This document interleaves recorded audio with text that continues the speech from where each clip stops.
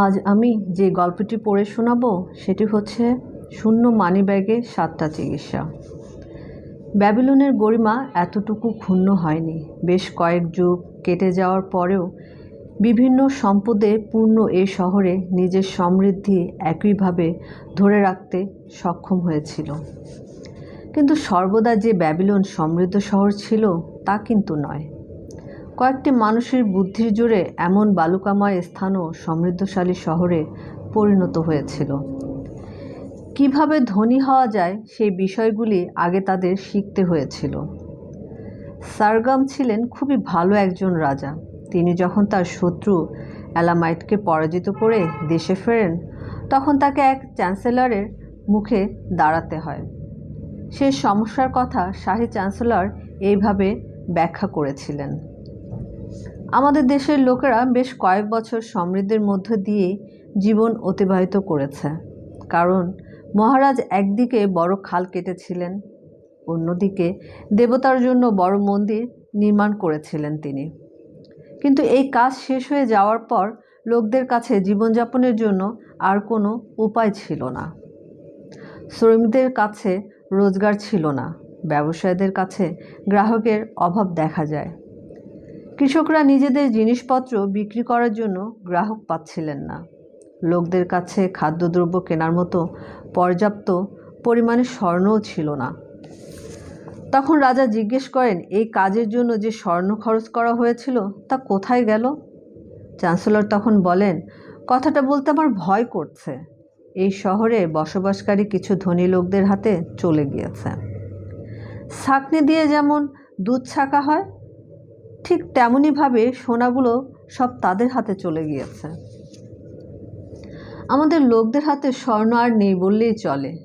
বেশিরভাগ লোকদের জীবনে উপার্জনের রাস্তা প্রায় বন্ধ হয়ে গিয়েছে। রাজা কিছুক্ষণ চিন্তা করেন, তারপর তিনি বলেন, কিছু লোকেরা এত সোনা কিভাবে হাতিয়ে নিল? চ্যান্সেলর বলেন, কারণ তারা সেই উপায় জানে। কোনো ব্যক্তিকে সফল দেখে আপনি তার সমালোচনা করতে পারেন না, কারণ তারা কিভাবে সফল হওয়া যায় সেই উপায় জানে। কোনো কৃষক যদি পরিশ্রম করে অনেক ফসল ফলায় তাহলে আপনি কিছুতেই তাকে বলতে পারেন না তোমার ভাগ থেকে গরিবদের দিয়ে দাও, কারণ সেটা তার পরিশ্রমের ফল। কিন্তু রাজা একটু চুপ করে থাকার পর জানতে চান, সব লোকেই তো সোনা উপার্জন করে সফল হয়ে ওঠার প্রক্রিয়া শিখে নিতে পারে। সেটাও সম্ভব মহারাজ, কিন্তু তাদের শেখাবে কে? পূজারী তো শেখাতে পারবে না, কারণ তিনি নিজেই অর্থ উপার্জনের উপায় জানেন না। তখন রাজা জিজ্ঞেস করেন, তাহলে আমাদের শহরে ধনী হয়ে ওঠার প্রক্রিয়া সবচেয়ে ভালো কে জানে চ্যান্সেলর? আপনার প্রশ্নের মধ্যে আপনার উত্তর লুকিয়ে আছে মহারাজ। ব্যাবিলনের সবচেয়ে বেশি সম্পত্তি কে অর্জন করেছে? ঠিক বলেছ চ্যান্সেলর, সে অর্কদ স্যার, আর কেউ না। ওই ব্যাবিলনের সবচেয়ে ধনী ব্যক্তি।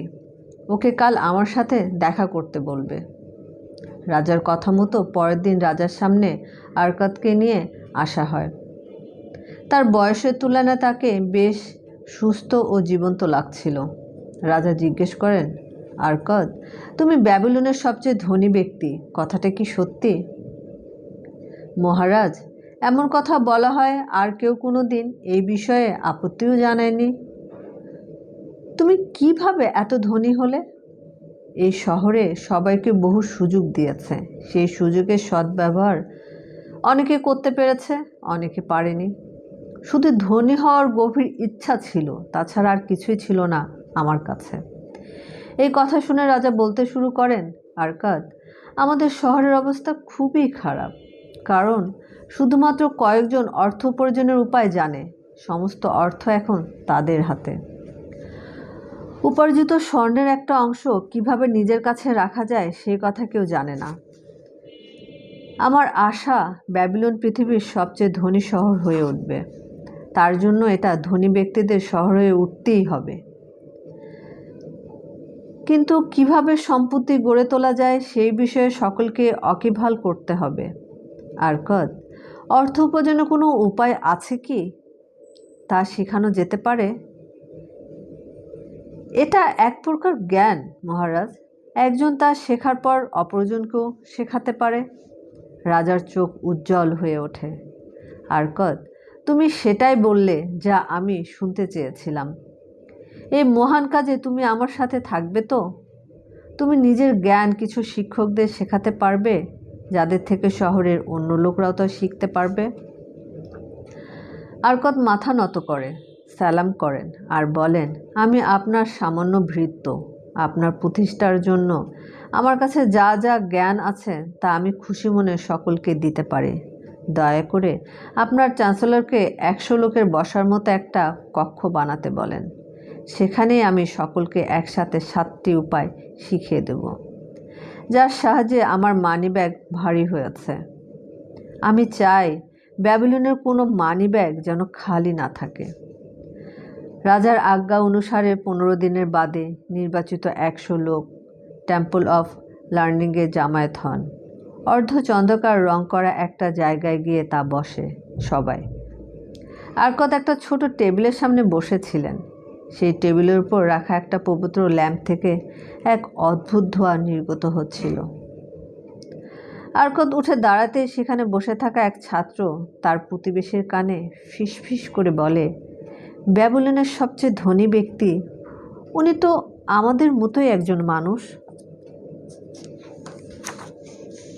এরপর আরকত বলতে শুরু করেন, আমি আমার রাজার আজ্ঞাকারী একজন সেবক। আজ আমি আপনাদের সেবায় এসেছি। কোনো একটা সময় আমিও খুব গরিব ছিলাম।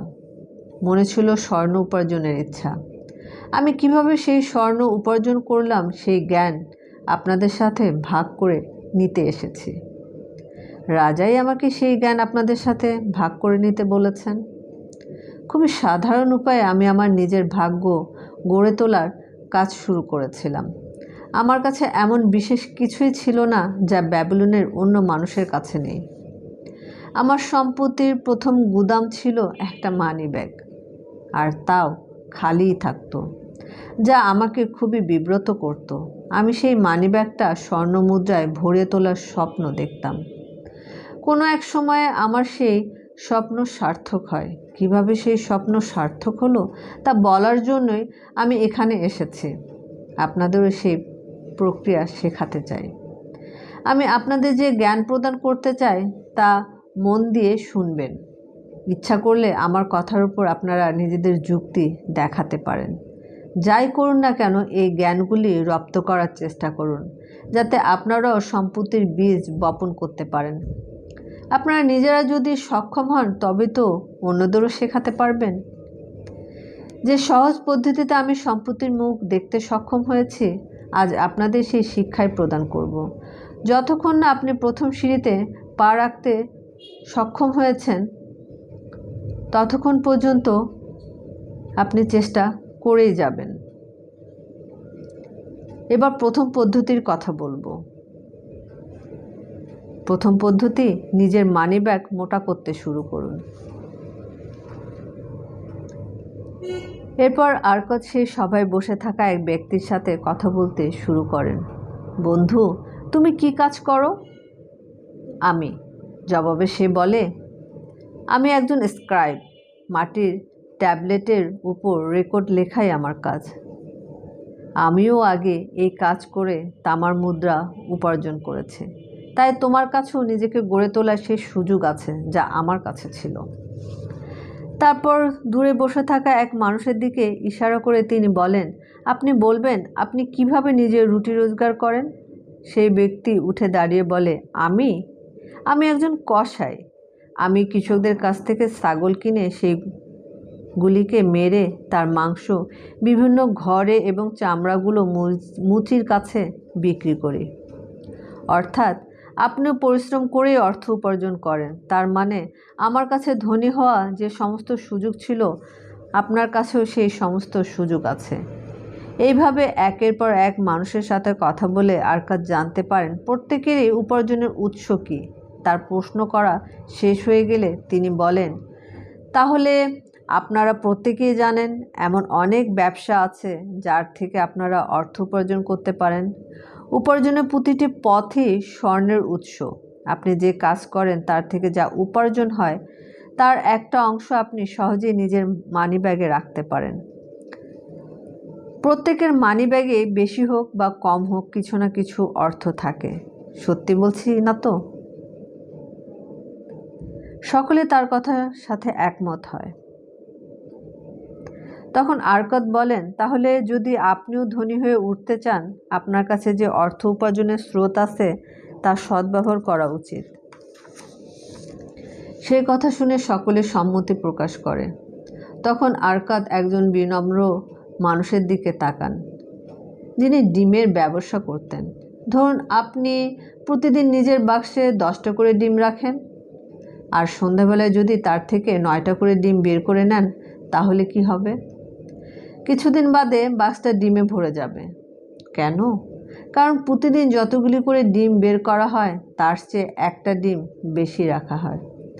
আরকত হাসি মুখে ক্লাসের দিকে তাকিয়ে বলেন, এখানে এমন কেউ আছে যার মানিব্যাগ খুবই হালকা? তারপর তিনি বলেন, ঠিক আছে, এবার আমি আপনাদের সকলকে হালকা মানিব্যাগের প্রথম চিকিৎসা কি তা বলবো। সেই কাজটাই করার চেষ্টা করুন যা আমি ডিমের ব্যবসায়ীকে বললাম। নিজের ব্যাগ যখনই 10টা মুদ্রা ঢোকাবেন তখন সেখান থেকে 9টা মুদ্রা বের করুন। ধীরে ধীরে আপনার মানিব্যাগও ভারী হতে শুরু করবে। আপনি মন থেকে ভালো বোধ করবেন, আপনার হাতও শান্তি পাবে। আমি যা বলছি তা অতি সহজ বিষয়, কিন্তু তার জন্য তা অদেখা করবেন না। আমি কিভাবে এত ধন সম্পত্তির মালিক হলাম সেটা আপনাদের বলবো। তার জন্য আজ আমি এখানে এসেছি। আমি এইভাবেই শুরু করেছিলাম। আমার ব্যাগও কোনো একটা সময় খুব হালকা ছিল। আমি সর্বদা সেটাকে গালাগালি দিতাম, কারণ মনে ছিল অনেক ইচ্ছা, আর সেই ইচ্ছাগুলো পূরণের ক্ষমতা ছিল না আমার। কিন্তু তখন আমি 10টার মধ্যে 9টা করে মুদ্রা নির্গত করার কথা ঠিক করি। তখন ধীরে ধীরে আমার ব্যাগও ভরতে শুরু করে। আপনাদের সাথেও একই ঘটনা ঘটবে। এখন আমি আপনাদের সামনে একটা অদ্ভুত সত্য তুলে ধরব, যার প্রকৃত কারণ আমিও জানি না। আমি যখন আমার রোজগারের 9% খরচ করতে শুরু করি তখন আমার সমস্ত কাজ একইভাবে পূরণ হতো। যেভাবে আগে চলতো সেভাবেই চলতো, কোনো অভাব বোধ করিনি। সেই সাথে আমার কাছে সহজে মুদ্রা সঞ্চিত হতে শুরু করে। হয়তো দেবতাই এই নিয়ম সৃষ্টি করেছেন যে নিজের উপার্জনের একাংশ সঞ্চয় করে সে স্বর্ণলাভের অধিকারী হয়। যদি ব্যাগ খালি থাকে তাহলে সেই ব্যাগে সোনা ঢুকতে সংশয় বোধ করে। আপনাদের কোন জিনিসটা পেতে বা করতে ইচ্ছা করে? আপনি কি প্রতিদিন ভালো ভালো খেতে চান, ভালো জামা কাপড় পরতে চান, খুব সুন্দর সুন্দর জিনিস ব্যবহার করতে চান যা আপনাকে ধরা দিল সঙ্গে সঙ্গে চলেও যায়? নাকি আপনি ভালো সম্পত্তি, সোনা, জমি, জায়গা প্রভৃতি ক্ষেত্রে নিজের অর্থ নিয়োগ করতে চান? মানিব্যাগ থেকে নির্গত প্রথম মুদ্রা আপনাকে প্রথম জিনিসটা এনে দেয়, দ্বিতীয় মুদ্রা আপনাকে দ্বিতীয় জিনিসটা এনে দিবে।